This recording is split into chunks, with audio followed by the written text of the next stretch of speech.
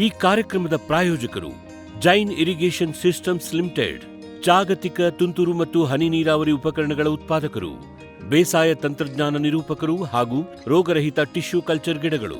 Cadbury's, cocoa ಬೆಳೆಸಿ ಅಧಿಕ ಆದಾಯ ಗಳಿಸಿ. ವೀಕ್ಷಕರೇ ನಮಸ್ಕಾರ. ಇವತ್ತಿನ ಕೃಷಿ ಋಷಿಯ ಅಂಗಳದಲ್ಲಿನ ಕಾರ್ಯಕ್ರಮಕ್ಕೆ ತಮಗೆ ಸ್ವಾಗತ. ಇವತ್ತು ಕೂಡ ನಾವು ವಲಯ ಕೃಷಿ ಮತ್ತು ತೋಟಗಾರಿಕಾ ಸಂಶೋಧನಾ ಕೇಂದ್ರ ಬಬ್ಬೂರು ಫಾರ್ಮ್ ಹಿರಿಯೂರಲ್ಲಿದ್ದೇವೆ. ಇಲ್ಲಿ ಒಂದು ಸಿರಿಧಾನ್ಯಗಳ ಘಟಕ ಇದೆ. ಅಂದರೆ ಇಲ್ಲಿ ಸಿರಿಧಾನ್ಯಗಳ ಕುರಿತು ಸಾಕಷ್ಟು ಸಂಶೋಧನೆಗಳನ್ನು ಕೈಗೆತ್ತಿಕೊಂಡಿದ್ದಾರೆ. ಮತ್ತು ಈ ಸಿರಿಧಾನ್ಯಗಳು ಇವ್ರ ಹತ್ರ ಯಾವ್ಯಾವ ಇದ್ದಾವೆ, ಮತ್ತು ಈ ಸಿರಿಧಾನ್ಯಗಳ ಮಹತ್ವವೇನು, ಮತ್ತು ಇದರಲ್ಲಿ ಯಾವುದಾದ್ರೂ ಅಭಿವೃದ್ಧಿಪಡಿಸಿರುವಂತಹ ತಳಿಗಳಿದ್ದಾವ, ಮತ್ತು ವ್ಯಾಲ್ಯೂ ಎಡಿಷನ್, ಇದರಲ್ಲಿ ಏನು ಮೌಲ್ಯವರ್ಧಿತ ಉತ್ಪನ್ನಗಳನ್ನು ಮಾಡ್ಬೋದು, ಇದರಿಂದ ಕೂಡ ಒಂದು ಆದಾಯವನ್ನು ಹೇಗೆ ಹೆಚ್ಚಿಗೆ ಮಾಡ್ಕೋಬೋದು ಅನ್ನೋ ಎಲ್ಲ ಮಾಹಿತಿಗಳನ್ನು ಡಾಕ್ಟರ್ ನಂದಿನಿ ಸಿ ಅವ್ರನ್ನ ಮಾತಾಡಿಸಿ ಕೇಳಿ ತಿಳಿದುಕೊಂಡು ಬರೋಣ ಬನ್ನಿ. ಎಲ್ಲ ರೈತ ಬಾಂಧವರಿಗೂ ನಮಸ್ಕಾರ. ಸಹಾಯಕ ಪ್ರಾಧ್ಯಾಪಕರಾಗಿ ವಲಯ ಕೃಷಿ ಮತ್ತು ಸಂಶೋಧನಾ ಕೇಂದ್ರ ಬಬ್ಬೂರು ಫಾರ್ಮ್ ಹಿರಿಯೂರಿನಲ್ಲಿ ಈ ಸಿರಿಧಾನ್ಯ ವಿಭಾಗದಲ್ಲಿ ಕಾರ್ಯನಿರ್ವಹಿಸ್ತಾ ಇದ್ದೀನಿ. ಈ ಹಿರಿಯೂರು ಬಬ್ಬೂರು ಫಾರ್ಮು ಸುಮಾರು 100 ವರ್ಷಗಳ ಶತಮಾನೋತ್ಸವ ಈಗ ತಾನೇ ಆಚರಿಸ್ಕೊಂಡಿದೆ. ಇದು 1916ರಲ್ಲಿ ಶುರುವಾಗಿದ್ದು ಸಂಶೋಧನಾ ಕೇಂದ್ರ. ಈ ಸಂಶೋಧನಾ ಕೇಂದ್ರದಲ್ಲಿ ಎಲ್ಲ ಈ ಡ್ರೈ ಝೋನ್ ಅಂದರೆ ಒಣ ವಲಯದಲ್ಲಿ ಯಾವ್ಯಾವ ಬೆಳೆಗಳನ್ನ ಬೆಳೀತಾರೋ ಅದ್ರ ಬಗ್ಗೆ ಸಂಶೋಧನೆ ನಡೆಸ್ತಾ ಇದ್ದಾರೆ. ಅದರಲ್ಲಿ ಈ ಸಿರಿಧಾನ್ಯನೂ ಒಂದು ಮುಖ್ಯ ಬೆಳೆ. ಅದನ್ನು ಬಿಟ್ಟರೆ ನಾವು ಹರಳು, ಮೇಯ್ಸ್, ಜೋಳ, ಮುಸ್ಕಿನ ಜೋಳ ಮತ್ತು ಕಡಲೆಕಾಯಿ, ಈ ಎಲ್ಲ ಒಣ ವಲಯದಲ್ಲಿ ಯಾವ್ಯಾವ ಬೆಳೆಗಳನ್ನ ಬೆಳೀತಾರೋ ಅದ್ರ ಬಗ್ಗೆ ಸಂಶೋಧನೆಗಳನ್ನ ನಡೆಸ್ತಾ ಇದ್ದೀವಿ. ಅದರಲ್ಲಿ ಸಿರಿಧಾನ್ಯ ಒಂದು ಮುಖ್ಯ ಬೆಳೆ. ಇದರಲ್ಲಿ ನಾನಿವತ್ತು ನಿಮ್ಮ ಹತ್ರ ಹಂಚ್ಕೊಳ್ತಾ ಇರೋದು ಸಿರಿಧಾನ್ಯಗಳ ಇಂಪಾರ್ಟೆನ್ಸ್, ಏನೇನು ಇದ್ರದ್ದು ಇಂಪಾರ್ಟೆನ್ಸ್ ಏನು, ಇದರಲ್ಲಿ ಯಾವ್ಯಾವ ಸಿರಿಧಾನ್ಯ ಬರುತ್ತೆ, ಆ ಸಿರಿಧಾನ್ಯಗಳ ಪ್ರಾಮುಖ್ಯತೆ ಏನು, ಯಾಕೆ ಸಿರಿಧಾನ್ಯಗಳನ್ನ ಬೆಳಿಬೇಕು, ಯಾವ್ಯಾವ ಸಿರಿಧಾನ್ಯಗಳನ್ನ ಯಾವ್ಯಾವ ಮಣ್ಣಲ್ಲಿ ಯಾವ್ಯಾವ ಥರ ಮಳೆ ಬಂದಾಗ ನಾವು ಬೆಳಿಬೋದು ಅನ್ನೋದ್ರ ಬಗ್ಗೆ ನಿಮ್ಗೆ ಸ್ವಲ್ಪ ಇವತ್ತು ಅದ್ರ ಬಗ್ಗೆ ಇನ್ಫಾರ್ಮೇಷನ್ ಕೊಡ್ತಿದ್ದೀನಿ. ಈ ಸಿರಿಧಾನ್ಯಗಳಂದರೆ ನಾವು 9 ಧಾನ್ಯಗಳನ್ನ ಸೇರಿ ಸಿರಿಧಾನ್ಯ ಅಂತ ಕರಿತೀವಿ. ಈ 9 ಧಾನ್ಯ ಯಾವುದೇ ಸಿರಿಧಾನ್ಯಗಳಲ್ಲಿ ಬರುತ್ತೆ ಅಂದರೆ ಮೊದಲನೇದಾಗಿ ರಾಗಿ, ನವಣೆ, ಸಾಮೆ, ಹರ್ಕ, ಬರ್ಗು, ಕೊರ್ಲೆ, ಊದಲು ಮತ್ತು ಸಜ್ಜೆ ಮತ್ತು ಜೋಳ, ಈ ಎಲ್ಲ 9 ಧಾನ್ಯಗಳನ್ನ ಸೇರಿ ನಾವು ಸಿರಿಧಾನ್ಯ ಅಂತ ಕರಿತೀವಿ. ಇದರದ್ದು ಪ್ರಾಮುಖ್ಯತೆ ಈ ವರ್ಷ 2023ನೇ ವರ್ಷನ ನಾವು ಅಂತಾರಾಷ್ಟ್ರೀಯ ಸಿರಿಧಾನ್ಯ ವರ್ಷ ಅಂತ ಆಚರಿಸ್ತಾ ಇದ್ದೀವಿ. ಇದ್ರದ್ದು ಇದ್ರ ಉದ್ದೇಶ ಅಂತಂದರೆ, ನಾವು 2018ರಲ್ಲಿ ನಮ್ಮ ಭಾರತದಲ್ಲಿ ಇದನ್ನು ಸಿರಿಧಾನ್ಯ ವರ್ಷ ಅಂತ ಆಚರಣೆ ಮಾಡಿದರು. ಆ ಟೈಮ್ನಲ್ಲಿ ಎಲ್ಲ ಕಡೆಯೂ ಎಲ್ಲ ಕಡೆ ಸಿರಿಧಾನ್ಯಗಳ ಬಗ್ಗೆ ಪ್ರೋಗ್ರಾಮ್ಸು, ರೈತರಿಗೆ ಜಾಗೃತಿ ಮೂಡಿಸೋಕ್ಕೆ ಸುಮಾರು ಮಾಡಿದರು ನಮ್ಮ ಭಾರತದಲ್ಲಿ. ಇದೇ ನಿಟ್ಟಿನಲ್ಲಿ ಇದನ್ನು ಅಂತಾರಾಷ್ಟ್ರೀಯ ಮಟ್ಟದಲ್ಲೂ ಕೂಡ ಈ ಸಿರಿಧಾನ್ಯಗಳು ಹೇಗೆ ಇದ್ರ ಇಂಪಾರ್ಟೆನ್ಸ್ ಎಲ್ರಿಗೂ ತಿಳಿಸ್ಬೇಕು, ಇದನ್ನು ತಿಂದರೆ ಏನು ಉಪಯೋಗ, ಮತ್ತು ರೈತರು ಇದನ್ನು ಹೆಚ್ಚಾಗಿ ಬೆಳಿಬೇಕು ಮುಂದಿನ ದಿನಗಳಲ್ಲಿ, ಮತ್ತು ನಗರವಾಸಿಗಳನ್ನ ಇದನ್ನ ಕನ್ಸಂಪ್ಷನ್ ಮಾಡೋದು, ಇದನ್ನ ನಾವು ಏನು ದಿನನಿತ್ಯ ಆಹಾರ ಬಳಸ್ತೀವಿ, ಅಕ್ಕಿ, ಗೋಧಿ ಇರ್ಬೋದು, ರಾಗಿ ಇರ್ಬೋದು, ಅದರ ಜೊತೆಗೆ ಅದೇ ಥರ ಈ ಸಿರಿಧಾನ್ಯಗಳನ್ನೂ ನಮ್ಮ ದಿನನಿತ್ಯ ಆಹಾರದಲ್ಲಿ ಬಳಸಬೇಕು, ಇದ್ರ ಬಗ್ಗೆ ಎಲ್ಲ ಜಾಗೃತಿ ಮೂಡಿಸಬೇಕು ಅಂತ ಅಂತಾರಾಷ್ಟ್ರೀಯ ಮಟ್ಟದಲ್ಲಿ ಈ 2023ನೇ ವರ್ಷನ ಅಂತಾರಾಷ್ಟ್ರೀಯ ಸಿರಿಧಾನ್ಯ ವರ್ಷ ಅಂತ ಘೋಷಣೆ ಮಾಡಿದ್ದಾರೆ. ಇದರಲ್ಲಿ ಏನಂದರೆ 70 ರಾಷ್ಟ್ರಗಳ ಒಕ್ಕೂಟ ಇದರಲ್ಲಿ ಸಹಿ ಮಾಡಿವೆ. ಎಲ್ಲ ರಾಷ್ಟ್ರಗಳಲ್ಲೂ ಈ ಸಿರಿಧಾನ್ಯಗಳ ಬಗ್ಗೆ ಏನೇನಿದೆಯೋ ಅದರದ್ದು ಯಾವ್ಯಾವ ಈಗ ದೇಶಗಳಲ್ಲಿ ಯಾವ್ಯಾವ ಸಿರಿಧಾನ್ಯಗಳನ್ನ ಒಂದೊಂದು ದೇಶದಲ್ಲಿ ಅವಗುಣಕ್ಕೆ ಹೋಗುತ್ತೆ, ಇನ್ನೊಂದು ಕಡೆ ಹೋಗಲ್ಲ. ಅದೇ ಥರ ಯಾವ್ಯಾವುದು ಸಿರಿಧಾನ್ಯಗಳನ್ನ ಎಲ್ಲೆಲ್ಲಿ ಬೆಳಿಬೋದು, ಮತ್ತು ಅದನ್ನ ಇಂಪಾರ್ಟೆನ್ಸ್ ಏನು, ಹೆಂಗೆ ಅದನ್ನು ಕನ್ಸಂಪ್ಷನ್ ಮಾಡೋದು, ಯಾವ ಥರ ತಿನ್ಬೋದು, ಅದ್ರ ಬಗ್ಗೆ ಎಲ್ಲ ಮತ್ತು ತುಂಬ ಪ್ರೋಗ್ರಾಮ್ಸ್ಗಳನ್ನ ಮಾಡ್ತಾ ಇದ್ದಾರೆ. ಮತ್ತು ಎಲ್ಲ ಕಡೆಯೂ ಈ ಸಿಂಪೋಸಿಯಮ್ಮು, ಸಭೆಗಳು, ಸಮಾರಂಭಗಳನ್ನ ಈ ಸಿರಿಧಾನ್ಯದ ಮಾಡ್ತಾ ಇದ್ದಾರೆ. ಸೊ ಇದ್ರದ್ದು ಅಂತಾರಾಷ್ಟ್ರೀಯ ಸಿರಿಧಾನ್ಯ ವರ್ಷದ್ದು ಇದೇ ಉದ್ದೇಶ. ಎಲ್ಲ ಜನಗಳು ಈಗ ಹಿಂದಿನ ಕಾಲದಲ್ಲಿ ತುಂಬ ಬೆಳೀತಾಯಿದ್ರು ಸಿರಿಧಾನ್ಯನ ನಮ್ಮ ರೈತರು. ಅದು ಈ ಚಿತ್ರದುರ್ಗ ಭಾಗದಲ್ಲಿ ಹೆಚ್ಚಾಗಿ, ಈ ನಮ್ಮ ಮಧ್ಯ ಕರ್ನಾಟಕ ಭಾಗ ಏನು ಬರುತ್ತೋ ಅದರಲ್ಲಿ ಹೆಚ್ಚು ಸಿರಿಧಾನ್ಯ ಬೆಳೀತಾಯಿದ್ರು. ಈ ಸಿರಿಧಾನ್ಯಗಳನ್ನ ಹಿಂದಿನ ಕಾಲದಿಂದಲೂ ತುಂಬ ಬೆಳೀತಾಯಿದ್ರು. ಹಾರ್ಕ, ಸಾಮೆ ಎಲ್ಲ ತುಂಬ ತಿಂತಾಯಿದ್ರು. ಬಟ್ ಈ ದಿನೇ ಇದನ್ನು ತಿನ್ನೋ ಜನಗಳಾಗಲಿ ಎಲ್ಲರೂ ಕಡಿಮೆ ಆಯಿತು. ಯಾಕಂದರೆ ಈಗ ಅಕ್ಕಿ ತುಂಬ ಚೀಪಾಗಿ ಸಿಗ್ತಾ ಇದೆ ಎಲ್ರಿಗೂ ಜನಗಳಿಗೆ. ಮತ್ತು ಯಾರಿಗೂ ಈ ಆರೋಗ್ಯ ದೃಷ್ಟಿ ಅನ್ನೋದ್ರ ಬಗ್ಗೆ ಯಾರೂ ಯೋಚನೆ ಮಾಡ್ತಾ ಇಲ್ಲ. ಈ ಸಿರಿಧಾನ್ಯಗಳನ್ನ ತಿನ್ನೋದ್ರಿಂದ ಅದ್ರ ಉಪಯುಕ್ತತೆನ ಜನಗಳಿಗೆ ಅರ್ಥ ಮಾಡಿಸ್ಬೇಕು. ಅದರಿಂದ ಈಗ ಆಲ್ರೆಡಿ ನಗರವಾಸಿಗಳಲ್ಲಿ ಇದ್ರ ಬಗ್ಗೆ ಅರಿವು ಮೂಡಿರೋದ್ರಿಂದ ತುಂಬ ಜನ ಈಗಿನ ಜನ್ರೇಷನ್ಗಳಲ್ಲಿ ತುಂಬ ನಾವು ನೋಡ್ಬೋದು, ಸಕ್ಕರೆ ಕಾಯಿಲೆ ಇರ್ಬೋದು, ಇರ್ಬೋದು, ರಕ್ತದೊತ್ತಡ, BP, ಶುಗರು, ಈ ಹೃದಯ ಸಂಬಂಧಿತ ಕಾಯಿಲೆಗಳು, ಹಾರ್ಟ್ ಅಟ್ಯಾಕು ತುಂಬ ನೋಡ್ತಾ ಇದ್ದೀವಿ. ಈ ಎಲ್ಲ ಕಾಯಿಲೆಗಳಿಗೂ, ಈಗಿನ ಕಾಯಿಲೆಗಳಿಗೆ ಈ ಸಿರಿಧಾನ್ಯ ಒಂದು ರಾಮಬಾಣ. ಸೊ ಇದ್ರ ಬಗ್ಗೆ ಅರಿವು ಮೂಡಿರೋದ್ರಿಂದ ನಗರದಲ್ಲಿ ಆಲ್ರೆಡಿ ಸಿರಿಧಾನ್ಯಗಳನ್ನ ಹೆಚ್ಚು ಬಳಸ್ತಾ ಇದ್ದಾರೆ. ಈ ಮುಂದಿನ ದಿನಗಳಲ್ಲಿ ಇನ್ನೂ ಹೆಚ್ಚು ಬಳಸಬೇಕು ಈ ಸಿರಿಧಾನ್ಯಗಳನ್ನ. ಅದೇ ರೀತಿ ಇದು ಈಗ ಆಲ್ರೆಡಿ ಈ ಎಷ್ಟು ಬಳಸಿದ್ರಾಗ ನಾವು ಪ್ರೊಡಕ್ಷನ್ ಜಾಸ್ತಿ ಮಾಡಬೇಕಾಗತ್ತೆ. ರೈತರು ಇದನ್ನು ಬೆಳಿಬೇಕು, ಹೆಚ್ಚಾಗಿ ಬೆಳಿಬೇಕು. ಅದೇ ಜೊತೆ ಇದರಲ್ಲಿ ಪ್ರೊಡಕ್ಟಿವಿಟಿ ಅಂತೀವಿ, ಅಂದರೆ ನಾವು ಎಷ್ಟು ಏರಿಯಾದಲ್ಲಿ ಬೆಳಿತೀವಿ ಇಳುವರಿ ಜಾಸ್ತಿ ಬರಬೇಕು, ಅಷ್ಟು ಏರಿಯಾಗೆ ಪ್ರೊಡಕ್ಟಿವಿಟಿ ಅಂತ ಕರಿತೀವಿ. ಆ ಪ್ರೊಡಕ್ಟಿವಿಟಿ ಹೆಚ್ಚು ಮಾಡಬೇಕು ಅಂದರೆ ಹೊಸ ಹೊಸ ತಳಿಗಳು, ಒಳ್ಳೆ ಇಳುವರಿ ಕೂಡ ತಳಿಗಳನ್ನ ಸಂಶೋಧನೆ ಮಾಡಬೇಕು. ನಮ್ಮ ಉದ್ದೇಶ ಇಲ್ಲಿ ಏನಂದರೆ ನಾವು ಮಾಡ್ತಿದ್ದೀವಿ ಅಂದರೆ ಈ ಸಿರಿಧಾನ್ಯ ಎಲ್ಲ ಸಿರಿಧಾನ್ಯಗಳಲ್ಲೂ ಸಂಶೋಧನೆ ನಡೆಸ್ತಾ ಇದ್ದೀವಿ. ಅದರಲ್ಲಿ ಒಳ್ಳೆಯ ತಳಿಗಳನ್ನ ಬಿಡುಗಡೆ ಮಾಡಬೇಕು ಅನ್ನೋದು ಉದ್ದೇಶ ಇದು. ಇನ್ನು ಸಿರಿಧಾನ್ಯದ ಆರೋಗ್ಯದ ದೃಷ್ಟಿಯಿಂದ ಬಂದರೆ ನಾನು ಒಂದೊಂದೇ ಸಿರಿಧಾನ್ಯ ಅದರದ್ದು ತಳಿಗಳ ಬಗ್ಗೆ ನಿಮಗೆ ಈಗ ಆಲ್ರೆಡಿ ನಮ್ಮಲ್ಲಿ ಈಗ ಎಲ್ಲೆಲ್ಲಿ ಕರ್ನಾಟಕದಲ್ಲಿ ಬೆಳೀತಾರೆ ಸಿರಿಧಾನ್ಯಗಳನ್ನ ಅಂದರೆ ಈ ನಮ್ಮ ತುಮಕೂರು, ಚಿತ್ರದುರ್ಗ ಭಾಗ ಹೆಚ್ಚು ಬೆಳೆಯುತ್ತಾರೆ. ಅದರಲ್ಲೂ ಸಾಮೆ ಹೋದ ವರ್ಷ 17,000 ಹೆಕ್ಟೇರ್ವರೆಗೂ ಸಾಮೆ ಬೆಳೆದಿದ್ದಾರೆ. ಇನ್ನು 1,000 ಹೆಕ್ಟೇರ್ ಈ ಥರ ಕೊರಲೆ ಇರ್ಬೋದು, ನವಣೆ ಇರ್ಬೋದು, ಉದುಲು, ಈ ಸಿರಿಧಾನ್ಯಗಳನ್ನ 1,000 ಹೆಕ್ಟೇರ್ ಪ್ರದೇಶದಲ್ಲಿ ಬೆಳೆದಿದ್ದಾರೆ. ಮತ್ತು ಈ ವರ್ಷ ಅಂತಾರಾಷ್ಟ್ರೀಯ ಸಿರಿಧಾನ್ಯ ವರ್ಷ ಇರೋದರಿಂದ ಗೌರ್ಮೆಂಟ್ ಕೂಡ ಸರ್ಕಾರದಿಂದ 1 ಹೆಕ್ಟೇರ್ ಸಿರಿಧಾನ್ಯ, ರಾಗಿ ಹೊರತುಪಡಿಸಿ ಈ ಥರ ಸಿರಿಧಾನ್ಯ ಯಾವುದಾದ್ರೂ ಬೆಳೆದ್ರೆ ಅವರಿಗೆ 1 ಹೆಕ್ಟೇರ್ಗೆ 10,000 ಘೋಷಣೆನೂ ಮಾಡಿದೆ.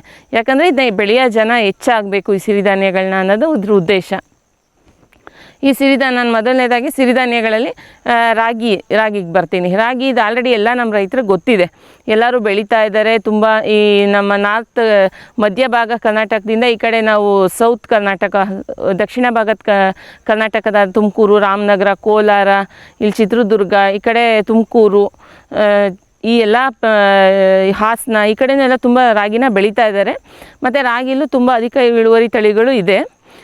ರಾಗಿನಲ್ಲಿ ನಾವು 3 ಥರ ತಳಿಗಳನ್ನ ನೋಡ್ಬೋದು: ಅಲ್ಪಾವಧಿ ತಳಿ, ಮಧ್ಯಮಾವಧಿ ತಳಿ, ದೀರ್ಘಾವಧಿ ತಳಿ. ಇನ್ನು ಎಲ್ಲ ಸಿರಿಧಾನ್ಯಗಳಿಗೂ ಸುಮಾರು ಒಂದು 400ರಿಂದ 500, 600 ಮಳೆ ಆದರೆ ಸಾಕು.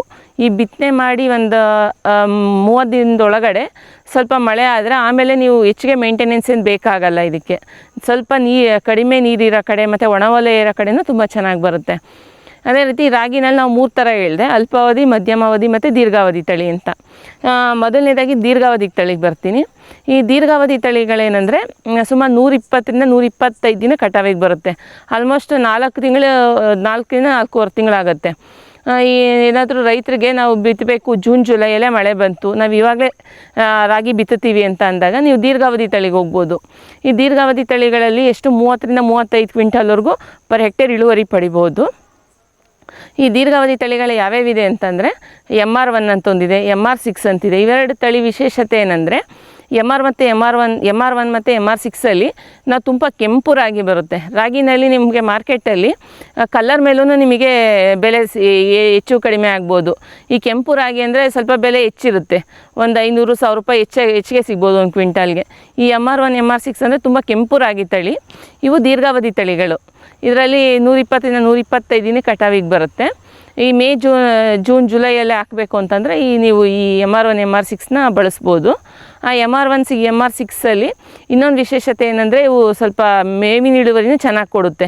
ಸ್ವಲ್ಪ ಇದು ಫಾಡರ್ ಮತ್ತು ಧಾನ್ಯದ ಇಳುವರಿ, ಮೇವು ಮತ್ತು ಧಾನ್ಯದ ಇಳುವರಿ ಎರಡಕ್ಕೂ ಚೆನ್ನಾಗಿರೋ ತಳಿಗಳಂದರೆ MR ಮತ್ತು MR1 ಮತ್ತು MR6.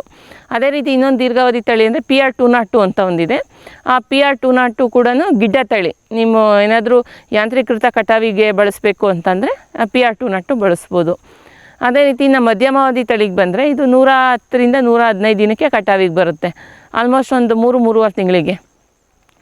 ಜೂನ್ ಜುಲೈಯಲ್ಲಿ ಮಳೆ ಏನಾದರೂ ಬರಲಿಲ್ಲ ಅಂತಂದರೆ ನಾವು ಜುಲೈ ಆಗಸ್ಟಲ್ಲಿ ಹಾಕ್ತೀವಿ, ಆವಾಗ ರಾಗಿ ಬಿತ್ತನೆ ಮಾಡ್ತೀವಿ ಅಂದಾಗ ಈ ಮಧ್ಯಮಾವಧಿ ತಳಿಗಳನ್ನ ಬಳಸ್ಬೋದು. ಈ ಮಧ್ಯಮಾವಧಿ ತಳಿಗಳಲ್ಲಿ ಆಲ್ಮೋಸ್ಟ್ 25ರಿಂದ 30 ಕ್ವಿಂಟಲ್ ಇಳುವರಿ ಪಡಿಬೋದು. ಈ ಮಧ್ಯಮಾವಧಿ ತಳಿಗೆ ಯಾವ್ಯಾವ ಬರುತ್ತೆ ಅಂತಂದರೆ GPU28 ಇದು ಬೆಂಕಿ ನಿರೋಧಕ ತಳಿ. ಇದು ಸುಮಾರು ವರ್ಷಗಳಿಂದ ರೈತರು ಬಳಸ್ತಾ ಇದ್ದಾರೆ. ಸುಮಾರು 15 ವರ್ಷದಿಂದ 15-20 ವರ್ಷದಿಂದ ಬಿಡುಗಡೆಗೊಂಡ ತಳಿ. ಬಟ್ ಇಳುವರಿ ತುಂಬ ಚೆನ್ನಾಗಿದೆ ಮತ್ತು ಬೆಂಕಿ ನಿರೋಧಕತೆ ಇರೋದ್ರಿಂದ ಇದು ತುಂಬ ರೈತರಲ್ಲಿ ಇದನ್ನು ಬೆಳೆಸ್ತಾ ಇದ್ದಾರೆ. ಅದೇ ರೀತಿ ಇನ್ನೊಂದು ಮಧ್ಯಮಾವಧಿ ತಳಿ ಅಂದರೆ ML365 ಅಂತ ಇದೆ. ಅದು ML365 ಅಂದರೆ 365 ದಿನವೂ ಬೆಳಿಬೋದು ಅಂತ ನಮ್ಮ ರೈತರು ಭಾವನೆ. ಏನಾದರೂ ಎಲ್ಲ ಕೃಷಿ ಇಲಾಖೆಗಳಲ್ಲೂ ಇದು ಸಬ್ಸಿಡಿ ಸಿಗ್ತಾ ಇದೆ ML365 ಅನ್ನೋ ವೆರೈಟಿ. ಈ ML365 ಕೂಡ ಮೀಡಿಯಮ್ ಎತ್ತರ ಬರುತ್ತೆ ಮತ್ತು ಇಳುವರಿ ಚೆನ್ನಾಗಿ ಕೊಡುತ್ತೆ. ಈ ತೆನೆಗಳು ಓಪನ್ ಇರುತ್ತೆ. ಅಂದರೆ ಈ ರೋಗ ಬಾಧೆ, ಈ ಬೆಂಕಿ ರೋಗ ಒಂದೇ ನಮ್ಮಲ್ಲಿ ರಾಗಿನಲ್ಲಿ ಹೆಚ್ಚು ಕಾಣ್ಬೋದು. ಅದು ಬಿಟ್ಟರೆ ಇನ್ನು ಯಾವುದೇ ಥರ ರೋಗ ಆಗಲಿ ಕೀಟ ಆಗಲಿ ಈ ರಾಗಿ ಆಗಲಿ ಬೇರೆ ಸಿರಿಧಾನ್ಯಗಳಲ್ಲಿ ಇವೆಲ್ಲ ತುಂಬ ಕಡಿಮೆ. ಇನ್ನು ಈ ML365 ಈ GPU 28 ಅನ್ನೋ ವೆರೈಟಿ ಇದೆ, ಅದೇ KMR 204 ಅಂತ ಇದೆ. ಈ ಎಲ್ಲ ವೆರೈಟಿಗಳನ್ನೂ ಬಳಸ್ಬೋದು. ಯಾವಾಗ ಜುಲೈ ಆಗಸ್ಟಲ್ಲಿ ಬಿತ್ತನೆ ಮಾಡಬೇಕು ಅಂದಾಗ. ಇನ್ನು ಅದೇ ರೀತಿ ನೆಕ್ಸ್ಟು ಅಲ್ಪಾವಧಿ ತಳಿಗಳು. ಈಗೇನಾದರೂ ಜೂನ್ ಜುಲೈ ಆಗಸ್ಟಲ್ಲಿ ಮಳೆ ಬಂದಿಲ್ಲ, ನಾವು ಸೆಪ್ಟೆಂಬರ್ ಅಕ್ಟೋಬರಲ್ಲೂ ಹಾಕ್ತೀವಿ, ಆಗಸ್ಟಲ್ಲಿ ಹಾಕ್ತೀವಿ ಅಂತ ಯಾರು ರೈತರು ಅಂದರೆ ಇವು 95ರಿಂದ 100-105 ದಿನದ ಒಳಗಡೆ ಕಟಾವಿಗೆ ಬರುತ್ತೆ. ಅಂದರೆ 3 ತಿಂಗಳು ಸಾಕು ಈ ಅಲ್ಪಾವಧಿ ತಳಿಗಳಲ್ಲಿ. ಈ ಅಲ್ಪಾವಧಿ ತಳಿಗಳಲ್ಲಿ ಯಾವ್ಯಾವಿದೆ ಅಂದರೆ GPU 45 ಅಂತ ಒಂದಿದೆ, GPU 48 ಅಂತ ಒಂದಿದೆ. GPU 48 ಬೆಂಕಿ ನಿರೋಧಕ ತಳಿ. ಅದು ಬಿಟ್ಟರೆ ಇನ್ನು KMR 630 ಅಂತ ಹೊಸದಾಗಿ ಬಿಡುಗಡೆಗೊಂಡಿರೋ ತಳಿ. ಇದನ್ನು ಸ್ವಲ್ಪ ಎತ್ತರ ಕಡಿಮೆ ಬರೋದ್ರಿಂದ ಕೆಳಗಡೆ ನೆಲಕ್ಕೆ ಮಳೆ ಜಾಸ್ತಿ ಬಂದಾಗ ನೆಲಕ್ಕೆ ಬೀಳದೇ ಇರೋ ಗುಣ ಹೊಂದಿದೆ. ಅದನ್ನು ಬಳಸ್ಬೋದು, ಇಳುವರಿ ಚೆನ್ನಾಗಿ ಕೊಡುತ್ತೆ. ಈ ಎಲ್ಲ ಅಲ್ಪಾವಧಿ ತಳಿಗಳು 25ರಿಂದ 30 ಕ್ವಿಂಟಲ್ ಇಳುವರಿ ಕೊಡುತ್ತೆ. ಇನ್ನು ಇಷ್ಟು ರಾಗಿ ಬಗ್ಗೆ. ಇನ್ನು ಹೊಸದಾಗಿ ಇನ್ನು ರಾಗಿನಲ್ಲಿ ಇನ್ನೊಂದು KMR 340 ಅಂತ ಒಂದಿದೆ. ಇದು ಬಿಳಿ ರಾಗಿ ತಳಿ. ನಾವು ರಾಗಿ ಎಲ್ಲದನ್ನು ಕೆಂಪು ಬರ್ಬೋದು, ಕಂದು ಬಣ್ಣ ಬರ್ಬೋದು. ಇದೊಂದು KMR 340 ಅನ್ನೋ ವೆರೈಟಿ ಈ ನಮ್ಮ ಭಾಗಕ್ಕೂ ಈ ವರ್ಷ ಅದನ್ನ ಅಡಾಪ್ಟ್ ಮಾಡ್ಕೊಂಡಿದ್ದಾರೆ. ಈ ವಿಶೇಷತೆ ಏನಂದರೆ ಬಿಳಿ ರಾಗಿ ಇದೆ. ಈ ಬೇಕ್ರಿ ಯೂನಿಟಿಗೆ ಏನಾದ್ರು ಬೇಕ್ರಿ ಪದಾರ್ಥ ರಾಗಿನಲ್ಲಿ ಮಾಡಬೇಕು ಅಂದಾಗ ಆ ಥರದಕ್ಕೆ ಈ ಬಿಳಿ ರಾಗಿ ತಳಿನ ನಾವು ಬಳಸ್ಬೋದು. ಇಷ್ಟು ರಾಗಿ ಬಗ್ಗೆ. ಇನ್ನು ರಾಗಿ ಉಪಯುಕ್ತತೆ ಏನಂತಂದರೆ ರಾಗಿನಲ್ಲಿ ಹೆಚ್ಚು ಕ್ಯಾಲ್ಸಿಯಂ ಅಂಶ. ನಾವೆಲ್ಲ ಸಿರಿಧಾನ್ಯ ಆಗಲಿ ದಿನನಿತ್ಯ ಬಳಸೋ ರಾಗಿ ಗೋಧಿ ಎಲ್ಲ ಕಂಪೇರ್ ಮಾಡಿದ್ರೆ ಹೆಚ್ಚು ಕ್ಯಾಲ್ಸಿಯಂ ಇರೋದು ಅಂತಂದರೆ ರಾಗಿನಲ್ಲೇ. ಈ ರಾಗಿಯಿಂದ ಈ ಕ್ಯಾಲ್ಸಿಯಂ ಹೆಚ್ಚಿರೋದ್ರಿಂದ ಸುಣ್ಣದ ಅಂಶ ಅಂತೀವಿ, ಇದು ಹೆಚ್ಚಾಗಿರೋದ್ರಿಂದ ಈ ಮಕ್ಕಳು ಬೆಳವಣಿಗೆ, ಮೂಳೆ ಬೆಳವಣಿಗೆಗೆ ಇದಕ್ಕೆಲ್ಲ ತುಂಬ ಹೆಲ್ಪ್ ಆಗುತ್ತೆ. ಅದೇ ರೀತಿ ರಕ್ತಹೀನತೆ, ಹೆಣ್ಮಕ್ಳಲ್ಲಿ ಸ್ವಲ್ಪ ನಾವು ಹೆಚ್ಚು ರಕ್ತಹೀನತೆ ನೋಡ್ಬೋದು, ಅದಕ್ಕೂ ತುಂಬ ಒಳ್ಳೆಯದು. ಅದಕ್ಕೆ ಈಗ ರಾಗಿ ಮುದ್ದೆ ಅಂತೂ ದಿನ ತಿಂತಾರೆ. ಅದೇ ಜೊತೆ ರಾಗಿ ಮಾಲ್ಟ್ ಮಾಡ್ಬೋದು. ಈ ಮಕ್ಕಳಿಗೆ ರಾಗಿ ಸರಿ ಮಾಡ್ತಾರೆ, ಅದು ತುಂಬ ಒಳ್ಳೆಯದು ಮಕ್ಳಿಗೂ ಕೂಡ. ಈ ಮಕ್ಕಳು ಬೆಳವಣಿಗೆ, ಮೂಳೆ ಬೆಳವಣಿಗೆಗೆ, ಮೂಳೆ ಗಟ್ಟಿ ಬರೋಕ್ಕೆ ಎಲ್ಲ ಈ ಕ್ಯಾಲ್ಸಿಯಂ ಇದರಲ್ಲಿ ನಮ್ಮಲ್ಲಿ 1 ಪಟ್ಟಿದೆ ಅಂತ. ನಾವು ಅಕ್ಕಿ ದಿನ ಬಳಸೋ ಅಕ್ಕಿ ಗೋಧಿಲಿ 1 ಪಟ್ಟಿದ್ರೆ ಈ ರಾಗಿನಲ್ಲಿ 30-40 ಪಟ್ಟು ಹೆಚ್ಚಿದೆ ಕ್ಯಾಲ್ಸಿಯಮ್ಮು. ಸೊ ಹಂಗಾಗಿ ಈ ಕ್ಯಾಲ್ಸಿಯಂ ಹೆಚ್ಚಿರೋದು. ಅದೇ ರೀತಿ ಈ ಎಲ್ಲ ಸಿರಿಧಾನ್ಯಗಳಲ್ಲಿ ಇನ್ನೊಂದು ಅಂತಂದರೆ ಗ್ಲೈಸಿಮಿಕ್ ಇಂಡೆಕ್ಸ್ ಅಂತ ಹೇಳ್ತೀವಿ, ಅದು ತುಂಬ ಕಡಿಮೆ ಇದೆ. ಅಂದರೆ ಈ ನಮ್ಮಲ್ಲಿ ನಾವು ಅದನ್ನು ತಿಂದಾಗ ರಕ್ತದಲ್ಲಿ ಸಕ್ಕರೆ ಅಂಶ ಬಿಡುಗಡೆಗೊಳಿಸ್ತಾರಲ್ಲ, ಅದು ತುಂಬ ಕಡಿಮೆ ಪ್ರಮಾಣದಲ್ಲಿ ಬಿಡುಗಡೆಗೊಳಿಸುತ್ತೆ ಸಕ್ಕರೆ ಅಂಶನ. ನಿಧಾನವಾಗಿ ರಕ್ತದಲ್ಲಿ ಸೇರಿಸೋದ್ರಿಂದ ಒಂದೇ ಸತಿ ಶುಗರ್ ಏರಲ್ಲ ಬ್ಲಡ್ಡಲ್ಲಿ. ಆವಾಗ ಈ ಸಕ್ಕರೆ ಕಾಯಿಲೆ ಇರೋರಿಗೆಲ್ಲ ತುಂಬ ಒಳ್ಳೆಯದು ಈ ಸಿರಿಧಾನ್ಯಗಳನ್ನ ಬಳಸೋದ್ರಿಂದ. ಈ ರಾಗಿ ಕೂಡ ಅದೇ ಈ ಗ್ಲೈಸಿಮಿಕ್ ಇಂಡೆಕ್ಸ್ ತುಂಬ ಕಡಿಮೆ ಇರೋದು ಈ ಸಿರಿಧಾನ್ಯಗಳಲ್ಲಿ.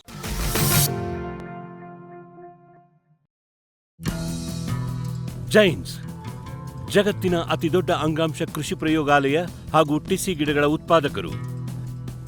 ಸಮೃದ್ಧ ಇಳುವರಿಗೆ ಜೈನ್ ಜೀನೇನ್, ಯಾಲಕ್ಕಿ, ನೇಂದ್ರನ್ ಹಾಗೂ ಕೆಂಪು ಬಾಳೆ ಸಸಿಗಳು, ದಾಳಿಂಬೆ, ಭಗವತಳಿಯ ರೋಗಮುಕ್ತ ಸಸಿಗಳು, ಲಕ್ನೋ 49 ಪೇರಳೆ, ಸ್ಟ್ರಾಬೆರಿ ಇತ್ಯಾದಿ ಗಿಡಗಳು ಯೋಗ್ಯ ಬೆಲೆಯಲ್ಲಿ. ಅಂಗಾಂಶ ಕೃಷಿಯ ಜಾಗತಿಕ ಬ್ರ್ಯಾಂಡ್ ಜೈನ್. ಕೋಕೋ ಈಗ ಕರ್ನಾಟಕದ ವಾಣಿಜ್ಯ ತೋಟದ ಬೆಳೆಗಳಲ್ಲೊಂದು. ಅಧಿಕ ಇಳುವರಿಯ ಹೈಬ್ರಿಡ್ F1 ಗಿಡಗಳು ಕ್ಯಾಡ್ಬರಿ ನರ್ಸರಿಗಳಲ್ಲಿ ಮಾತ್ರ ಲಭ್ಯ. ಗಿಡ ಬೇಕಾದವರು ಕ್ಯಾಡ್ಬರಿ ಅಧಿಕಾರಿಗಳನ್ನು ಸಂಪರ್ಕಿಸಿ.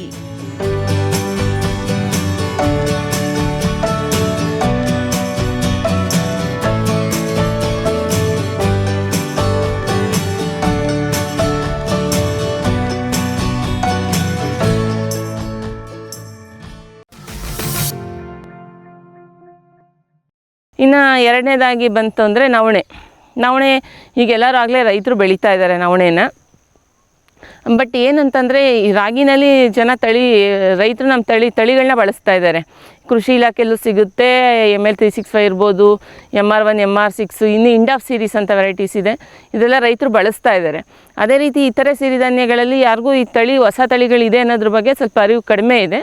ಸೊ ಮುಂದಿನ ದಿನಗಳಲ್ಲಿ ಈ ಸಿರಿಧಾನ್ಯಗಳನ್ನ ಕೂಡ ಅಧಿಕ ಇಳುವರಿ ತಳಿಗಳಿವೆ, ಅದನ್ನು ಬಳಸಿದ್ರೆ ನಿಮ್ಗೆ ಇಳುವರಿ ಜಾಸ್ತಿ ಬರುತ್ತೆ. ಈಗೇನು ನೀವು ಬಳಸ್ತಾ ಇದ್ದೀರೋ ಅದೆಲ್ಲ ಸ್ಥಳೀಯ ತಳಿಗಳು, ಸ್ವಲ್ಪ ಇಳುವರಿ ಕಡಿಮೆ ಇರುತ್ತೆ, ಸ್ವಲ್ಪ ಈ ಮಳೆ ಬಂದರೆ ಜಾಸ್ತಿ ನೆಲಕ್ಕೆ ಬೀಳೋ ಗುಣಗಳಿದೆ. ಈಗ ಹೊಸದಾಗಿ ಸಂಶೋಧನೆ ನಡೆಸಿ ಬಿಡುಗಡೆಗೊಳಿಸಿರೋ ತಳಿಗಳಿದೆ, ಇದನ್ನು ಬಳಸ್ಬೋದು. ಈಗ ನಾನು ನವಣೆಗೆ ಬರ್ತೀನಿ. ನವಣೆ ಅಂತಂದರೆ ಇದನ್ನ ಫಾಕ್ಸ್ಟೈಲ್ ಮಿಲೆಟ್ ಅಂತ ಕರಿತೀವಿ ಇಂಗ್ಲೀಷಲ್ಲಿ, ಯಾಕಂದರೆ ಇದ್ರದ್ದು ತೆನೆ ನರಿ ಬಾಲದ ಥರ ಇರೋದ್ರಿಂದ ಫಾಕ್ಸ್ಟೈಲ್ ಮಿಲೆಟ್ ಅಂತ.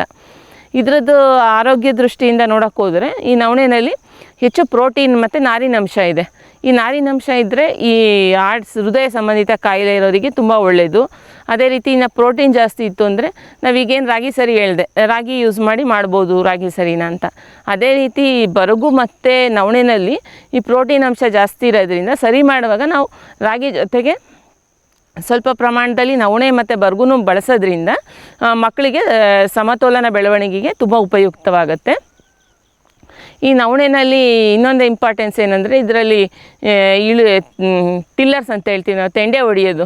ಈಗೇನು ರೈತರು ಸ್ಥಳೀಯ ತಳಿಗಳನ್ನ ಬಳಸ್ತಾರೋ ಅದರಲ್ಲಿ ತೆಂಡೆಗಳು ಹೊಡೆಯೋದು ತುಂಬ ಕಡಿಮೆ ಇರುತ್ತೆ, ಅದರಿಂದ ಇಳುವರಿ ಅವ್ರಿಗೆ ಕಡಿಮೆ ಆಗುತ್ತೆ. ಈ ಹೊಸ ತಳಿಗಳೇನಿದೆ ಅಂತಂದರೆ SIA 3156 ಅಂತ ಒಂದಿದೆ, ಅದೇ ರೀತಿ DHFT 109-3 ಅಂತ ಒಂದಿದೆ ತಳಿ. ಇವೆಲ್ಲ ನಮ್ಮ ಕರ್ನಾಟಕಕ್ಕೆ ಸೂಕ್ತವಾದ ತಳಿಗಳು, ಚೆನ್ನಾಗಿ ಇಳುವರಿ ಕೊಡುತ್ತೆ. ಸುಮಾರು 20 ರಿಂದ 22 ಕ್ವಿಂಟಲ್ ಪರ್ ಹೆಕ್ಟೇರ್ ಇಳುವರಿ ಬರುತ್ತೆ ಇದರಲ್ಲಿ.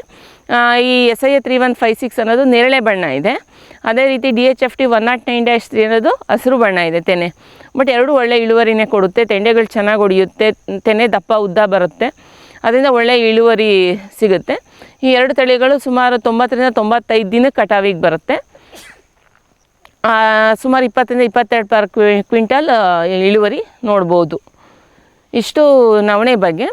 ಇನ್ನು ಮುಂದಿನ ಬೆಳೆ ಬರಗು ಅಂತಂದರೆ ನಾವು ಪ್ರೋಸೋ ಮಿಲೆಟ್ ಅಂತ ಕರಿತೀವಿ ಇಂಗ್ಲೀಷಲ್ಲಿ. ಎಲ್ಲ ಸಿರಿಧಾನ್ಯಕ್ಕೆ ಹೋಲಿಸ್ಕೊಂಡ್ರೆ ಈ ಬರಗು ತುಂಬ ಕಡಿಮೆ ದಿನಕ್ಕೆ ಕಟಾವಿಗೆ ಬರೋ ಬೆಳೆ ಅಂದರೆ ಸಿರಿಧಾನ್ಯಗಳಲ್ಲಿ ಬರಗು. ಈ ಎಲ್ಲ ರಾಗಿ ನಾವು 120ವರೆಗೂ ನೋಡ್ಬೋದು. ಅದೇ ಈ ಬರಗುನಲ್ಲಿ ನಾವು 70 ದಿನಕ್ಕೆ ಕಟಾವಿಗೆ ಬರೋ ತಳಿಗಳು ಇದೆ, 75, 80 ದಿನ ದಾಟಿ ಯಾವುದೂ ಅಷ್ಟಿಲ್ಲ, ಎಲ್ಲ 75 ರಿಂದ 80 ದಿನಕ್ಕೆ ಕಟಾವಿಗೆ ಬರುತ್ತೆ. ಸುಮಾರು 2.5 ತಿಂಗಳು 3 ತಿಂಗಳು ಒಳಗಡೆ ಎಲ್ಲ ನೀವು ಕಟಾವಿಗೆ ಮುಗಿಸ್ಬೋದು. ಮತ್ತು ಹೆಚ್ಚು ಕಡಿಮೆ ಖರ್ಚಿನ ಬೆಳೆಗಳಂತಂದರೆ ಈ ಸಿರಿಧಾನ್ಯಗಳು. ಯಾವುದೇ ಕೀಟ ಬಾಧೆ ಇರಲ್ಲ, ನೀವು ಯಾವುದೇ ಔಷಧಿಗಳು ಹೊಡಿಬೇಕು ಆ ಥರ ಏನೂ ನಿಮಗೆ ಸಮಸ್ಯೆ ಇರಲ್ಲ. ಸ್ಟಾರ್ಟಿಂಗ್ ಸ್ವಲ್ಪ ಚೆನ್ನಾಗಿ ಮಳೆ ಬಂದರೆ ಒಂದು 30 ದಿನ ಅದು ಚೆನ್ನಾಗಿ ಬೆಳ್ಕೊಂಬಿಡುತ್ತೆ. ಅದಾದ ನಂತರ ಇನ್ನೇನು ತೆಂಡೆ ಹೊಡಿಯೋ ಟೈಮಲ್ಲಿ ಒಂದು ಮಳೆ ಬಂದರೆ, ಕಟಾವಿನ ಹೂ ಬಿಡೋ ಟೈಮಲ್ಲಿ ಒಂದು ಮಳೆ ಬಂದರೆ, ಒಂದು 400-500 mm ಒಳಗಡೆ ಮಳೆ ಬಂದರೂ ಎಲ್ಲ ಸಿರಿಧಾನ್ಯನ ಬೆಳಿಬೋದು. ಕಡಿಮೆ ಖರ್ಚಿನ ಬೇಸಾಯ ಅಂತ ಹೇಳ್ಬೋದು ಈ ಸಿರಿಧಾನ್ಯಗಳದ್ದು. ಈ ಬರಗುನಲ್ಲಿ ಕೂಡ ಸುಮಾರು ಅಲ್ಪಾವಧಿ ತಳಿ ಅಂತಂದರೆ 70-75 ದಿವಸದೊಳಗೆ ಬರುತ್ತೆ. ಒಂದು GPU 25 ಅಂತಿದೆ, ಇದು ರಾಷ್ಟ್ರಮಟ್ಟದಲ್ಲಿ ಬಿಡುಗಡೆಗೊಂಡಿರೋ ತಳಿ. ಅದು 70-75 ದಿನಕ್ಕೆ ಸುಮಾರು ಒಂದು 20 ಕ್ವಿಂಟಲ್ವರೆಗೂ ಇಳುವರಿ ಬರುತ್ತೆ ಪರ್ ಹೆಕ್ಟೇರ್ಗೆ.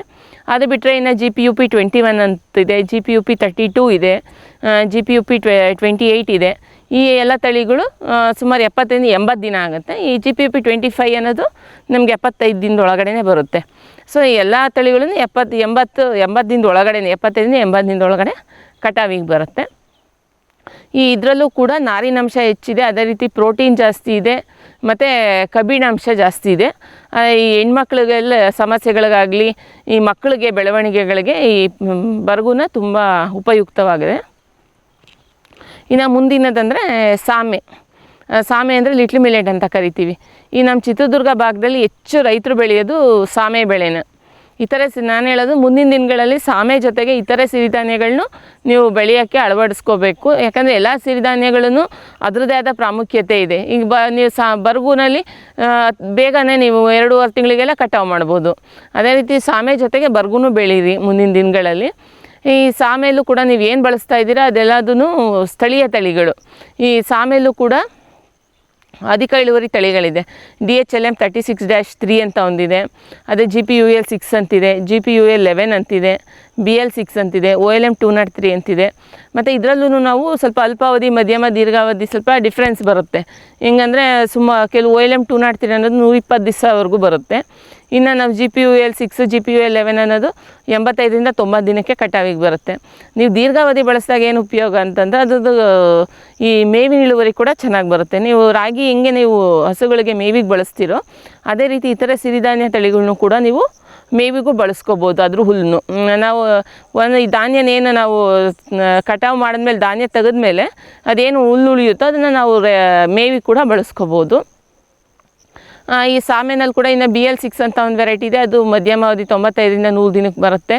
ಇನ್ನು ಕೆಲವೆಲ್ಲ ಅದು 80-90. ಮತ್ತು ಈ ಸ್ವಲ್ಪ ಅಲ್ಪಾವಧಿ ತಳಿಗಳು 20ರಿಂದ 22 ಕ್ವಿಂಟಲ್ವರೆಗೂ ಇಳುವರಿನೂ ಕೊಡುತ್ತೆ. ಸೊ ಮುಂದಿನ ದಿನಗಳಲ್ಲಿ ಈ ಅಭಿವೃದ್ಧಿಗೊಂಡಿರೋ ತಳಿಗಳನ್ನ ಸ್ವಲ್ಪ ನೀವು ಹೆಚ್ಚಾಗಿ ಬಳಸ್ರಿ ಅಂತ ರೈತರಿಗೆ ನಾವು ಹೇಳ್ತೀವಿ. ಇನ್ನು ಸಾಮೆದ ಉಪಯೋಗ ಏನಂತಂದರೆ ಈ ಹೆಣ್ಮಕ್ಳು ಸಂಬಂಧಿತ ಸಮಸ್ಯೆಗಳಿಗೆ ತುಂಬ ಒಳ್ಳೆಯದು ಇದು ಸಿರಿಧಾನ್ಯ. ಈ PCOD ಪ್ರಾಬ್ಲಮ್ ಇರ್ಬೋದು, ಮಕ್ಕಳಾಗದೇ ಇರೋ ಸಮಸ್ಯೆ ಇರ್ಬೋದು, ಮುಟ್ಟಿನ ನಂತರ ಬರೋ ಬೇರೆ ಸಮಸ್ಯೆಗಳಿರ್ಬೋದು, ಅಂಥದಕ್ಕೆಲ್ಲ ತುಂಬ ಒಳ್ಳೆಯದು ಸಾಮೆ. ಸೊ ಅದಕ್ಕೆ ಹೆಣ್ಮಕ್ಳಿಗೆ ಇದನ್ನು ತುಂಬ ಬಳಸ್ರಿ ನೀವು ದಿನನಿತ್ಯ ಆಹಾರದಲ್ಲಿ ಅಂತ ಇದನ್ನು ಹೇಳ್ತೀವಿ ಸಾಮೆನ. ಅದೇ ರೀತಿ ಮಕ್ಳಿಗೂ ಒಳ್ಳೆಯದು, ಪ್ರೋಟೀನ್ ಜಾಸ್ತಿ ಇದೆ, ನಾರಿನಂಶ ಜಾಸ್ತಿ ಇದೆ. ಈ ಹಾರ್ಟ್ ಅಟ್ಯಾಕ್, ಹೃದಯ ಸಂಬಂಧಿತ ಕಾಯಿಲೆ ಇರ್ಬೋದು, ರಕ್ತದೊತ್ತಡ, BP, ಶುಗರು ಎಲ್ಲದಕ್ಕೂ ಈ ಸಾಮೆ ಕೂಡ ತುಂಬ ಒಳ್ಳೆಯ ಬೆಳೆ.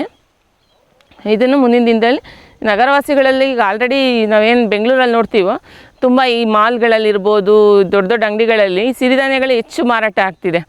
ಸೊ ಅದಕ್ಕೆ ನಾವು ಏನು ಮಾಡಬೇಕು, ರೈತರಲ್ಲಿ ಬೆಳೆಯೋದಕ್ಕೆ ನಾವು ಪ್ರೋತ್ಸಾಹ ಮಾಡಬೇಕು.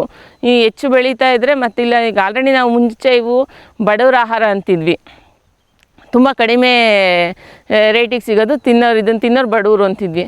ಬಟ್ ಈಗ ಏನಾಗಿದೆ ಅಂದರೆ ಎಲ್ಲ ರಾಗಿ ಅಕ್ಕಿ ಎಲ್ಲ ನಮ್ಗೆ 50 ರೂಪಾಯಿಗೆ ಸಿಗ್ಬೋದು, ಅಕ್ಕಿ ಎಲ್ಲ ಇವನ್ ಪಡಿತರ ವ್ಯವಸ್ಥೆಯಲ್ಲಿ ಇನ್ನೂ ಕಡಿಮೆಗೆ ಸಿಗ್ಬೋದು. ಬಟ್ ಈ ಎಲ್ಲ ಸಿರಿಧಾನ್ಯಗಳು 100-150 ರೂಪಾಯಿವರೆಗೂ ಇದೆ ಮಾಲ್ಗಳಲ್ಲೆಲ್ಲ ರೇಟು. ಮತ್ತು ಹಿಂದಿನ ಕಾಲದಲ್ಲಿ ಇವನ್ನ ಕಿರುಧಾನ್ಯ ಅಂತ ಕರಿತಾಯಿದ್ರು. ಈಗ ಇದ್ರದ್ದು ಇಂಪಾರ್ಟೆನ್ಸ್ ಏನೆಲ್ಲ ಗೊತ್ತಾದಮೇಲೆ ಇವಕ್ಕೆ ಸಿರಿಧಾನ್ಯ ಅಂತ ಕರೀತಾರೆ. ಕಿರುಧಾನ್ಯ ಅಂದರೆ ಇದೆಲ್ಲ ಕಾಳುಗಳು ಕಿರುವುದಾಗಿತ್ತು, ಚಿಕ್ಕ ಗಾತ್ರದಲ್ಲಿ ಇದ್ದಿದ್ದರಿಂದ ಕಿರುಧಾನ್ಯ ಅಂತಿದ್ರು. ಬಟ್ ಈಗ ಇದ್ರದ್ದು ಆರೋಗ್ಯ ದೃಷ್ಟಿಯಿಂದ ಇಷ್ಟೊಂದು ಪೋಷಕಾಂಶಗಳಿರೋದ್ರಿಂದ ಇದನ್ನು ಸಿರಿಧಾನ್ಯ ಅಂತ ಕರಿತಾ ಇದ್ದಾರೆ.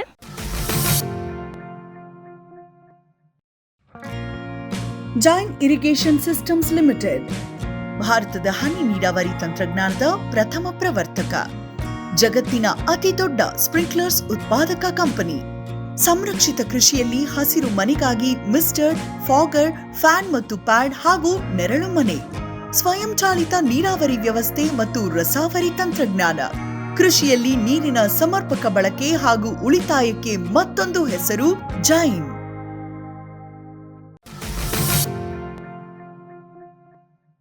ಮುಂದಿನ ಬೆಳೆ ಕೊರ್ಲೆ. ಇದನ್ನು ನಾವು ಇಂಗ್ಲೀಷಲ್ಲಿ ಬ್ರೌನ್ ಟಾಪ್ ಮಿಲ್ಲೆಟ್ ಅಂತ ಕರಿತೀವಿ. ಈ ಕೊರ್ಲೆನಲ್ಲಿ ನಮ್ಮ ರಾಷ್ಟ್ರದಲ್ಲಿ ಬಿಡುಗಡೆಗೊಂಡಿರೋದು 2 ತಳಿ ಇದುವರೆಗೂ. GPU-BT2 ಅಂತ ಒಂದಿದೆ, HBR2 ಅಂತಿದೆ. ಇವೆರಡನ್ನೂ ನೀವು ಬಳಸ್ಬೋದು. 80-85 ದಿನ ಕಟಾವಿಗೆ ಬರುತ್ತೆ. ಮತ್ತು ಒಂದು 20-22-18 ಕ್ವಿಂಟಲ್ವರೆಗೂ ಇಳುವರಿ ಬರುತ್ತೆ ಪರ್ ಹೆಕ್ಟೇರು. ಮತ್ತು ಈ ಕೊರ್ಲೆದೇನು ಉಪಯೋಗ ಅಂತಂದರೆ, ನಾವು ಈ ನೆರಳಲ್ಲೂ ಕೂಡ ತುಂಬ ಚೆನ್ನಾಗಿ ಬರುತ್ತೆ. ಈ ತೋಟಗಳಲ್ಲಿ ಏನಾದರೂ ಜಾಗ ಇತ್ತು ಅಂದರೆ, ತೆಂಗಿನ ತೋಟ, ಅಡಿಕೆ ತೋಟದಲ್ಲಿ ನಾವು ಹಾಕ್ತೀವಿ ಅಂತಂದಾಗ ಈ ಕೊರ್ಲೆನ ಹಾಕ್ಬೋದು. ನೆರಳಲ್ಲೂ ತುಂಬ ಚೆನ್ನಾಗಿ ಬೆಳೆದು ಒಳ್ಳೆ ಇಳುವರಿ ಕೊಡುತ್ತೆ. ಮತ್ತು ಮಾರ್ಕೆಟಲ್ಲಿ ನಾವು ಹೆಚ್ಚು ಎಲ್ಲ ಸಿರಿಧಾನ್ಯ ಕಂಪೇರ್ ಮಾಡಿದ್ರೆ ಈ ಕೊರ್ಲೆ ಹೆಚ್ಚು ಬೆಲೆಗೆ ಹೋಗುತ್ತೆ. ಈಗ ಕೊರ್ಲೆ 150 ರೂಪಾಯಿವರೆಗೂ ಇದೆ kg ಅಕ್ಕಿ. ಕೊರ್ಲೆ ಅಕ್ಕಿ 150-200 ರೂಪಾಯಿವರೆಗೂ. ಇನ್ನು ಬೇರೆ ಇದೆಲ್ಲ 80, 100, 150 ಇದ್ದರೆ ಇದು 200 ರೂಪಾಯಿವರೆಗೂ ಹೋಗುತ್ತೆ. ಇದನ್ನು ಹೆಚ್ಚು ಕಡಿಮೆ ನಮ್ಮ ಚಿತ್ರದುರ್ಗ, ತುಮಕೂರು ಹೆಚ್ಚು ಬೆಳಿತಿರೋದು ಇದು 2 ಡಿಸ್ಟಿಕ್ಕಲ್ಲಿ ನಮ್ಮ ಕರ್ನಾಟಕದಲ್ಲಿ. ಮುಂದಿನ ದಿನಗಳಲ್ಲಿ ಎಲ್ಲ ಡಿಸ್ಟಿಕ್ಕಲ್ಲೂ ಈ ಕೊರ್ಲೆ ಬೆಳಿಬೇಕು ಅನ್ನೋದು ನಾವು. ಮತ್ತು ಬೇರೆ ರಾಜ್ಯಗಳಲ್ಲೂ ಇದಕ್ಕೆ ಬೇಡಿಕೆ ಇದೆ, ಆಂಧ್ರದಲ್ಲಿ ಎಲ್ಲ ಈ ಕೊರ್ಲೆಗೆ. ಸೊ ಅದರಿಂದ ಕೊರ್ಲೆನ ಹೆಚ್ಚು ಬೆಳೀರಿ ಮುಂದಿನ ದಿನಗಳಲ್ಲಿ. ಇದರಲ್ಲೂ GPU-BT2 ಅನ್ನೋ ವೆರೈಟಿ ಇದೆ, HBR2 ಅನ್ನೋದಿದೆ ವೆರೈಟಿ. ಇದೆಲ್ಲದು 80-85 ದಿನಕ್ಕೆ ನಿಮಗೆ ಕಟಾವಿಗೆ ಬರುತ್ತೆ. ಮತ್ತು ಈ ಕೊರ್ಲೆಲೂ 2 ಥರ ನೋಡ್ಬೋದು ನಾವು. ದುಂಡು ಕೊರ್ಲೆ, ಚದುರು ಕೊರ್ಲೆ ಅಂತ ಕರಿತೀವಿ. ಕ್ಲೋಸ್ ಇರೋದು ಪ್ಯಾನಿಕಲ್ನ ದುಂಡು ಅಂತೀವಿ, ಹಿಂಗೆ ಓಪನ್ ಇರೋ ಪ್ಯಾನಿಕಲ್ಸ್ನ ಚದುರು ಕೊರ್ಲೆ ಅಂತ ಕರಿತೀವಿ. 2 ಥರ ನೋಡ್ಬೋದು. ಇದು ಕೂಡ ಹೆಚ್ಚು ನಾರಿನಂಶ ಇದೆ ಕೊರ್ಲೆ. ಯಾಕೆ ಇಷ್ಟು ಬೇಡಿಕೆ ಇದೆ ಅಂತಂದರೆ, ಇದರಲ್ಲಿ ಹೆಚ್ಚು ನಾರಿನಂಶ ಇರೋದ್ರಿಂದ ಬೊಜ್ಜು ಶೇಖರಣೆ ಮಾಡೋದನ್ನ ಕಡಿಮೆ ಮಾಡುತ್ತೆ. ಸೊ ಅದಕ್ಕೆ ಈ ಹಾರ್ಟ್ ಪ್ರಾಬ್ಲಮ್ ಇರೋರಿಗೆಲ್ಲ ತುಂಬ ಒಳ್ಳೆಯದು. ಅದರಿಂದ ಹೆಚ್ಚು ಕೊರ್ಲೆನ ಬಳಸ್ತಾ ಇರೋದ್ರಿಂದ, ಬಟ್ ಬೆಳೆಯೋರು ಕಡಿಮೆ ಇರೋದ್ರಿಂದ ಇದಕ್ಕೆ ಬೇಡಿಕೆ ಹೆಚ್ಚಿದೆ. ಮುಂದಿನ ದಿನಗಳಲ್ಲಿ ಇದನ್ನು ಜಾಸ್ತಿ ಬೆಳಿಬೇಕು ಮತ್ತು ಇದ್ರ ಪ್ರೊಡಕ್ಷನ್ ಜಾಸ್ತಿ ಮಾಡಬೇಕು ನಾವು. ಅದು ಬಿಟ್ಟು ಇನ್ನು ಮುಂದಿನ ಸಿರಿಧಾನ್ಯ ಅಂತಂದರೆ ಊದಲು ಅಂದರೆ ಬಾರ್ನೆಟ್ ಮಿಲೆಟ್ ಅಂತ ಕರಿತೀವಿ. ಈ ಬಾರ್ನೆಟ್ ಮಿಲೆಟ್ ನಮ್ಮ ಕರ್ನಾಟಕದಲ್ಲಿ ತುಂಬ ಕಡಿಮೆ ಬೆಳೆಯೋದು.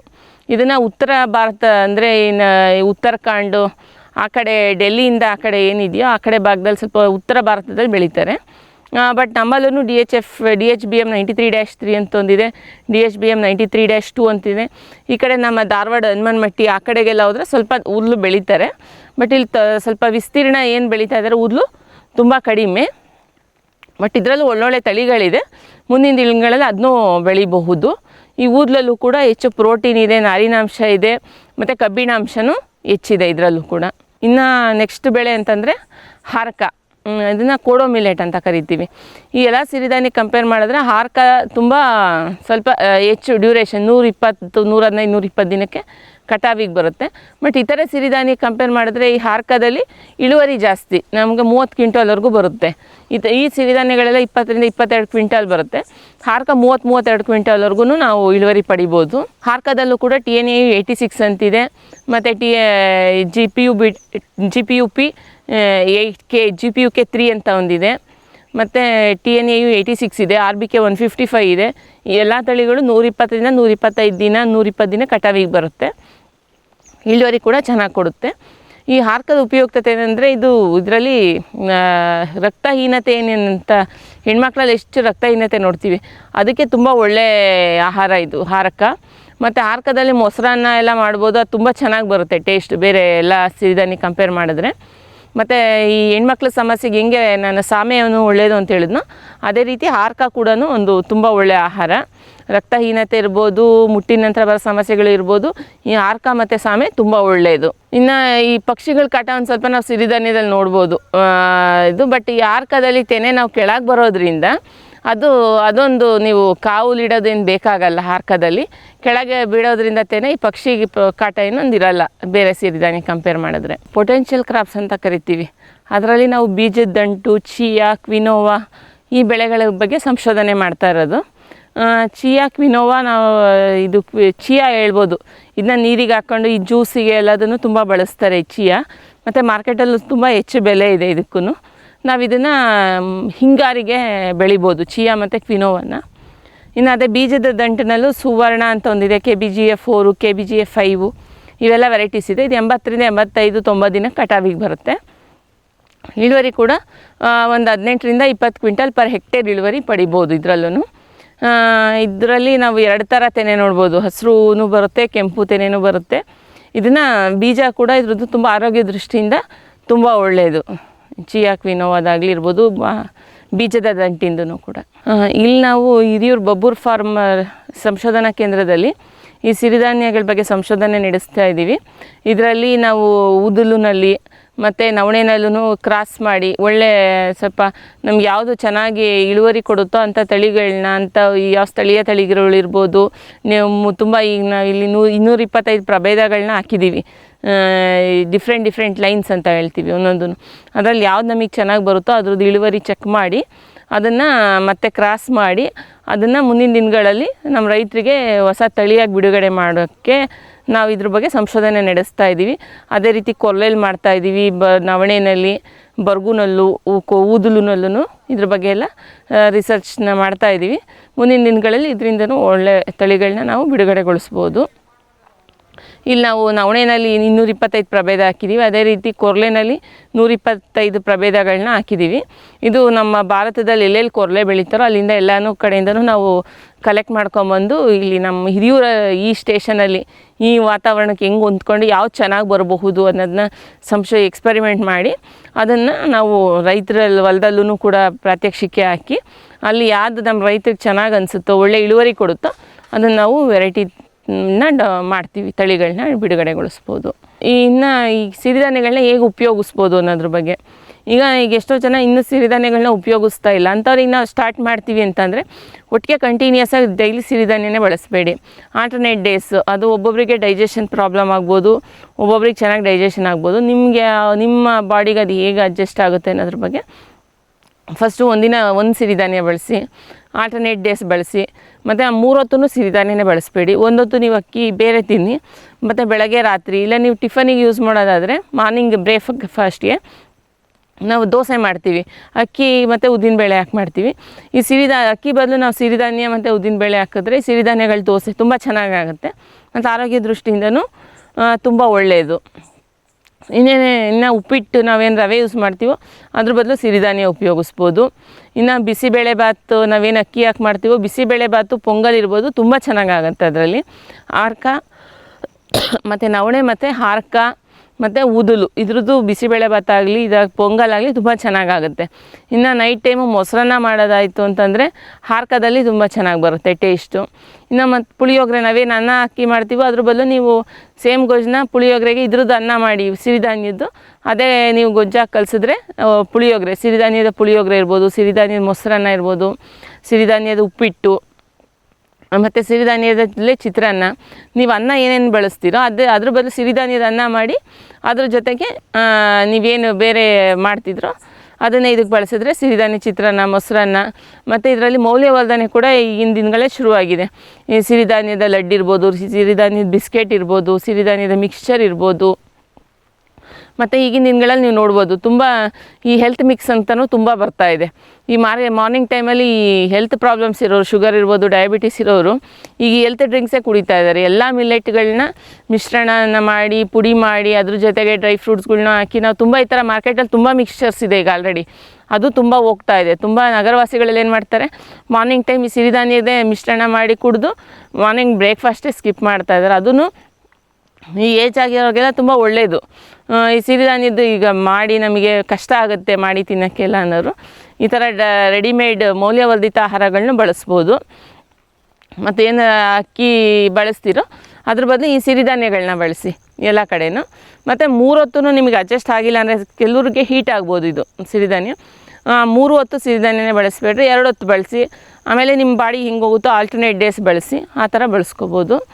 ಇನ್ನು ಮೌಲ್ಯವರ್ಧನೆ ಬಗ್ಗೆಯೂ ಈಗಿನ ದಿನಗಳಲ್ಲಿ ಪ್ರಾಮುಖ್ಯತೆ ಕೊಡ್ತಾ ಇದ್ದಾರೆ. ಸರ್ಕಾರ ಕೂಡ ಇದಕ್ಕೆ ಸಪೋರ್ಟ್ ಮಾಡ್ತಾ ಇದೆ. ಹೊಸ ಹೊಸ ಉತ್ಪನ್ನಗಳನ್ನ ಯಾವುದು ಸಿರಿಧಾನ್ಯದಿಂದ ಮಾಡಿದ್ರೆ ಅದಕ್ಕೂ ಗೌರ್ಮೆಂಟು ಸಪೋರ್ಟ್ ಮಾಡ್ತಾ ಇದೆ. ಹೊಸ ಹೊಸ ಮಾರ್ಕೆಟಲ್ಲೂ ಹೊಸ ಹೊಸ ಪ್ರಾಡಕ್ಟ್ಸ್ ಬಂದಿದೆ, ನೀವು ಬೆಳೆಸ್ಕೋಬಹುದು. ನಾವು ನಮ್ಮ ರೈತರಿಗೆ ಏನು ಹೇಳೋಕ್ಕೆ ಇಷ್ಟಪಡ್ತೀವಿ ಅಂದರೆ ಮುಂದಿನ ದಿನಗಳಲ್ಲಿ ಸಿರಿಧಾನ್ಯಗಳನ್ನ ಹೆಚ್ಚಾಗಿ ಬೆಳೀರಿ. ನಮ್ಮ ಚಿತ್ರದುರ್ಗದಲ್ಲಿ ಆಲ್ರೆಡಿ ಸಾಮೆ ಬೆಳೀತಾ ಇದ್ದೀರಾ, ಅದ್ರ ಜೊತೆ ಸಿರಿಧಾನ್ಯ ನವಣೆ, ಸಾಮೆ, ಹರ್ಕ, ಬರುಗು ಎಲ್ಲವನ್ನೂ ಬಳಸ್ರಿ. ನಿಮಗೆ ಒಳ್ಳೆ ತಳಿ ಬಿತ್ತನೆ ಬೀಜ ಬೇಕು ಅಂತಂದರೆ ಇಲ್ಲಿ ನಾವು ಇಲ್ಲೇ ಸಂಶೋಧನೆ ಮಾಡ್ತಾ ಇದ್ದೀವಿ. ನೀವು ಇಲ್ಲಿ ಬಬ್ಬೂರ್ ಫಾರ್ಮಿಗೆ ಬಂದು ನಮ್ಮನ್ನು ಕಾಂಟ್ಯಾಕ್ಟ್ ಮಾಡ್ಬೋದು. ನನ್ನ ಹೆಸರು ಡಾಕ್ಟರ್ ನಂದಿನಿ ಅಂತ, ಇಲ್ಲೇ ಸಿರಿಧಾನ್ಯ ವಿಭಾಗದ ಮುಖ್ಯಸ್ಥರ ಕೆಲಸ ಮಾಡ್ತಾಯಿದ್ದೀನಿ. ನೀವೇನೇ ಇದ್ರೂ ಬಂದು ಇಲ್ಲಿ ಕಾಂಟ್ಯಾಕ್ಟ್ ಮಾಡ್ಬೋದು ನಿಮ್ಗೆ ಯಾವ್ದಾದ್ರು ಬೀಜ ಬೇಕು ಅಂತಂದರೆ ಈ ಸಿರಿಧಾನ್ಯಗಳದ್ದು. ಅದೇ ರೀತಿ ಎಲ್ಲ ಸಿರಿಧಾನ್ಯಗಳಲ್ಲೂ ಉತ್ತಮ ತಳಿಗಳನ್ನ, ಉತ್ತಮ ಇಳುವರಿ ಕಟ್ಟ ತಳಿಗಳನ್ನ ಬಿಡುಗಡೆಗೊಳಿಸಿದ್ದಾರೆ. ನೀವೇನು ನಿಮ್ಮ ಮನೇಲಿ ಇಟ್ಕೊಂಡಿರೋ ಸ್ಥಳೀಯ ತಳಿಗಳನ್ನ ಬಳಸ್ತೀರೋ ಅದ್ರ ಬದಲು ನೀವು ಉತ್ತಮ ತಳಿಗಳನ್ನ ಬಳಸಿ ಮುಂದಿನ ದಿವಸದಲ್ಲಿ. ಮತ್ತು ಇದ್ರ ಎಲ್ಲ ಸಿರಿಧಾನ್ಯಗಳನ್ನ ವಿಸ್ತೀರ್ಣ ಹೆಚ್ಚಾಗಬೇಕು ಬೆಳೆಯೋದು.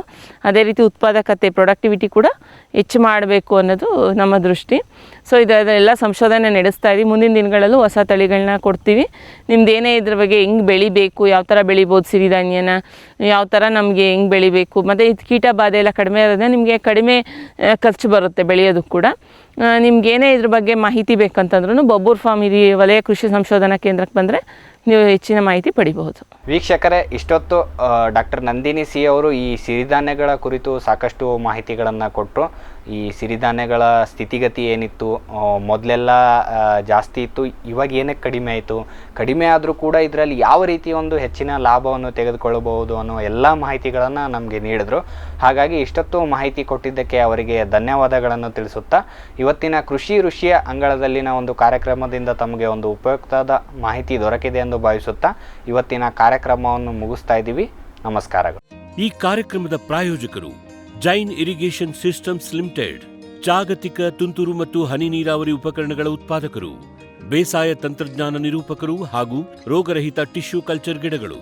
ಕ್ಯಾಡ್ಬರೀಸ್, ಕೋಕೋ ಬೆಳೆಸಿ ಅಧಿಕ ಆದಾಯ ಗಳಿಸಿ.